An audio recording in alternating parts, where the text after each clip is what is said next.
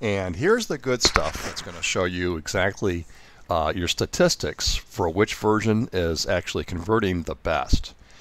All right, so we're into the campaign results here. And looking at this pie chart, you'll notice it's all color-coded. You have the two groups that you created, the two alternates, and then here's the original group, the one that the website defaulted to. Okay, looking at group 1, which in this case is this pink color here, it received 18.2% of the actual clicks on the call to action.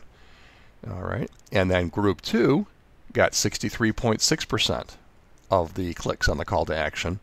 And the original, which is represented by this pie chart here, got 18.2% of the clicks on the call to action. And this is after we sent traffic to the page. And it does take about 10 minutes or so for the stats to show up in your dashboard like this. So that's all there is to it. You create your page, create the campaign, and within the campaign, you create 2 different variations that will dynamically show up when traffic comes to your site. And then you go back into your dashboard here and you can view the results of which version of that page worked best, which one got you the most conversions. Very simple, very effective. It's going to make you money, and it's going to allow you to create better pages that convert better.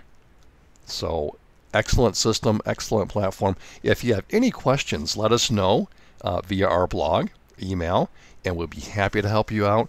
Thanks for watching and have a great day. Take care.